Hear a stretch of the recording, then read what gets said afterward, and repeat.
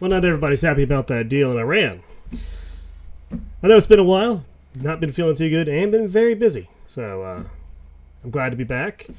I wish I had more optimistic news, but let's take a look at the Memorandum of Understanding, the peace deal that Trump and Iran have just signed. This comes from the Independent.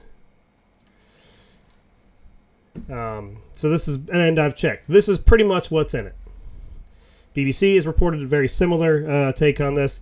There is not a whole lot in here that I think is indicating a victory for the United States. If anything, this is probably worse than the Obama deal, to an extent, with a few caveats. But let's go through it here and talk about it. First part, the Islamic Republic of Iran and the United States, together with their allies in the current war, declare upon signing this Memorandum of Understanding an immediate and permanent termination of military operations on all fronts, including Lebanon, and undertake from now on to not initiate any war or military operation against each other, or to refrain from the threat or use of force against each other, ensuring the territorial integrity and sovereignty of Lebanon. The final deal will confirm a permanent termination of the war on all fronts, including Lebanon, and other provisions of this paragraph.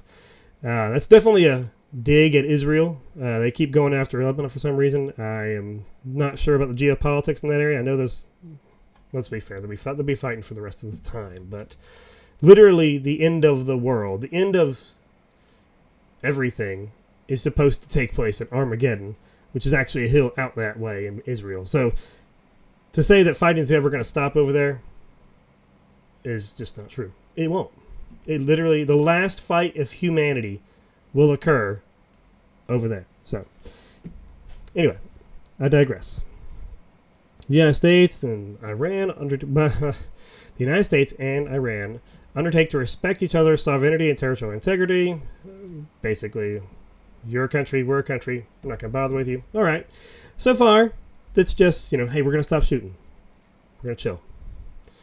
Finalize a deal within 2 months. Okay, fine. Let's go to point 4. Understand immediately upon signing, the United States will begin removal of its naval blockade. And Iran will end the naval blockade within a month. Traffic of vessels will be in proportion to the numbers of pre-war traffic being restored by Iran. The U.S. will further undertake to remove its forces from the proximity. Okay, so it's, opening the strait. Okay, so far, it's not bad, but it gets weird. Iran will make arrangements using its best efforts for safe passage of commercial ships with no charge for 60 days, only from the Persian Gulf to the Sea of Oman and vice versa. Traffic of commercial vessels will immediately start, considering the need for removing the technical and military obstacles, and demining by the Islamic Republic of Iran will be instated within 30 days. Okay, so they're responsible for demining. That's great. I thought we sank their navy, so how are they going to demine, the strait without a navy? The United States is one of the few countries that actually has dedicated demining vessels that actually are in the water that, take mines out. But, okay, they're going to do it. I hate to be a ship out there, but okay. And they're going to work with Oman and other countries in the area. Blah, blah, blah. These aren't really bad things yet, until you get to here. These ads are crazy. I'm sorry. Point 6. The U.S. undertakes with regional partners to develop a definitive mutually agreed plan with at least $300 billion for the reconstruction and economic development of Iran. The mechanism for that will be discussed in part of a final plan within 60 days. U.S. will waive all licenses, permissions, blah, blah, blah. The U.S. is given all permission for this. Now, I looked into this. So technically, it's not all $300 billion in cash just handed to them. It's they will not interfere with other countries investing in Iran. Now, I think what this really means, and what was said behind closed doors, is we're going to invest $300 million into Iran. This is the part I have a problem with. That's a lot of money. That's a lot of money. And what do we get out of this? The first half of this is just return to status quo. 1 through 5 at this point playing here is just go back to where it was before we did anything. And now we have to invest money into them. Now, like I said, the BBC reports that officials have said that doesn't mean we have to actually put money in there, but let's be honest, who else is going to put money in there? What other countries are going to do it? Half of the Middle East hates Iran. So they're not going to put any money in there. Why would they? Are we going to get China to do it? And then Iran will just be another vessel of China? Are we just pushing Iran to be friends with our enemies even more than we did before? This is like one of the worst things I've ever heard of. It would have been better had we done nothing. But let's continue a little bit more, and then we'll have some final thoughts here. But I have a lot more to say. The U.S. undertakes to terminate all types of sanctions. That's another one. I'm not going to read the whole thing, but it's basically, we have about, I think, $24 billion in sanctions against Iran. Now, sanctions being $25 billion is part of the sanctions process, but not all sanctions. So trade sanctions are like what you have with Cuba, where you can only have like old cars there because the United States won't sell them anything from Ford or Chevy or anything like that. You know, although some people say, you know, not selling them Chevy might be a blessing in disguise, because everyone knows Fords are better. But the $24 billion is actual assets seized by the United States over the past 20 years. We've, you know, bank accounts, properties, boats, all things that have been seized by the United States and held. Technically, the United States isn't allowed to have them. We can't just take them and use them for our own purposes, so they're literally just stored and held onto. So this deal would be handing that back to them. Now, I'm okay with that to an extent. It wasn't stuff that we pay taxes on. It's stuff that, ironically, we are paying taxes to maintain. So I'm fine handing it back to them. But honestly, had we done nothing and we just wanted to piss off Iran and they couldn't do anything about it, we could have just taken $24 billion and decided, you know, we're never going to give it back and we'll just use it to fund something else. $24 billion could do a lot of good in this country. Now, number 8 is the contentious. It's not really contentious. It's just plain probably not going to happen. Iran reaffirms that it shall not procure or develop nuclear weapons. It's not. Iran said that for the better part of the last 30 years.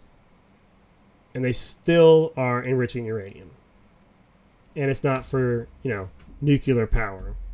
Come on now. They don't need nuclear power. They need a nuclear weapon. That's the whole point. U.S. and Iran have agreed to resolve the disposition of stockpiled enriched material pursuant to a mechanism that would be mutually agreed upon in accordance with the schedule mentioned in paragraph 7, with minimum methodology to be downblending on the site under supervision of the IAEA, which is I don't even know what that is. What is the IAEA? International Atomic Energy Administration. Duh. Gosh, took me a second. And we agree to discuss further measures on enrichment for other purposes. That's it. This is not a peace deal as in like it's over. This is we're not going to shoot. We're going to talk about these things. U.S. and Iran agree to maintain the status quo. They will maintain the status quo of their nuclear program, and we will not oppose any new sanctions and not deploy additional forces to the region. Okay. Typical for a peace deal. Okay. The United States undertakes that immediately upon signing, U.S. Department of Treasury will issue waivers for the export of Iranian crude oil, petroleum products, derivatives, and all associated services, including bank transactions, insurances, transportation. Okay. They're allowed to sell their oil now, which I don't even think they were allowed to do beforehand. So they come out winning on that. This is the frozen assets I was talking about. I'm sorry, I had that in the wrong spot. The United States of America undertakes to make fully available the use of frozen or restricted funds and assets of the Islamic Republic of Iran. Just hand it back to him. I could have kept that money. U.S. and all the Republic of Iran agreed that an executive mechanism will be established to monitor the successful implementation. Okay, so we're going to monitor blah, blah, blah. And the final deal will be a binding UNSC resolution. Now, I don't really know what the United Nations Space Command has to do with this, but I'm really happy that Master Chief and Lord Hood are going to be involved in this. It's a very good idea. News agency actually did confuse the UNSC here with the UNSC of Halo, United Nations Security Council, which is good and bad. I don't trust the UN to do anything, but considering that we are the veto power on the UNSC, we can pretty much do whatever we want. It's just so weird to see it done that way. Okay. Is this a good deal? No.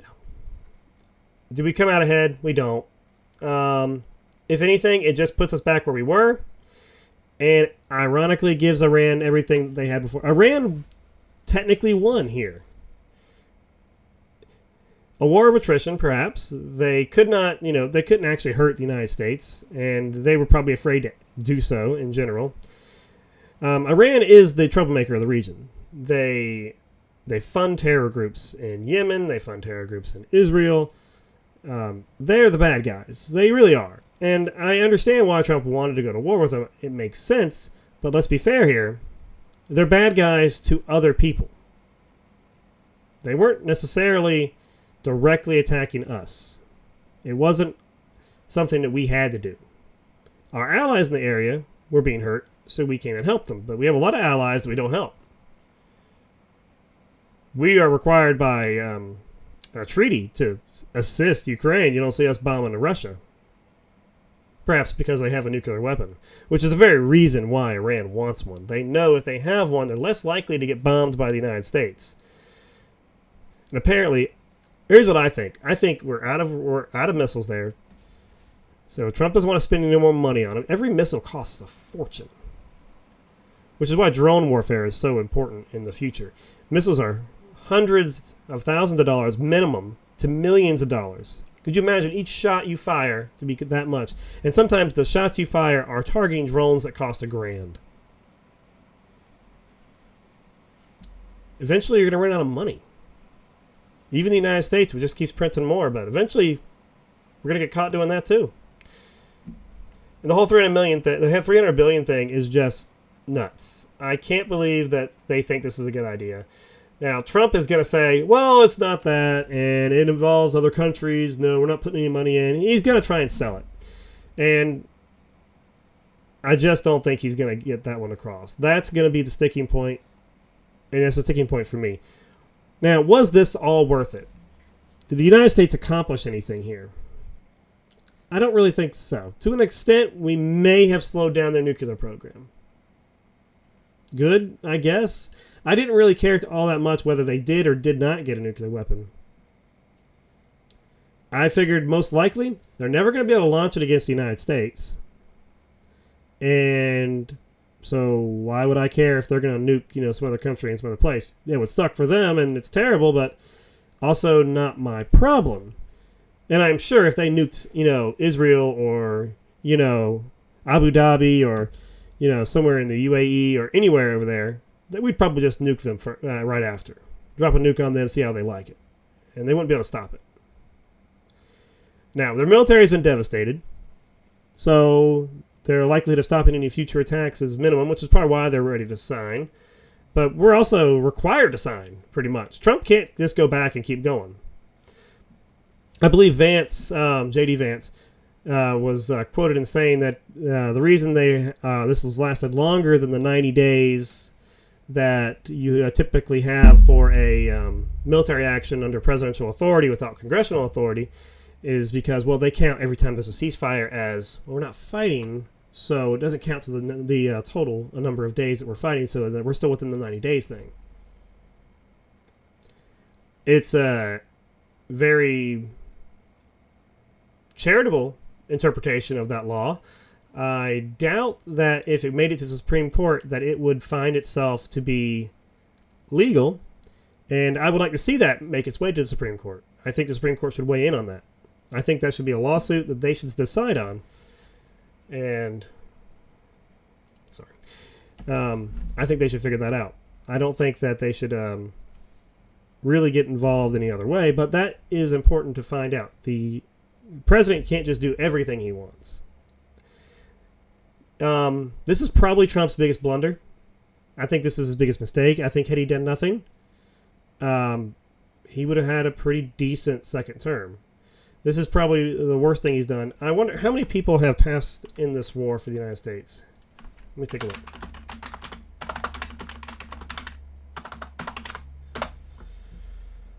Let's see. Okay. 13 military service members have been killed. 350 wounded. Okay. I think every death is a bad one. Considering this war is as devastating as it is, I expected it to be worse. I really did. But I'm not saying that's a good number, but I'm saying that it could have been worse. As far as wars go by presidents, this one didn't cost as much as it could have. But every death is too much.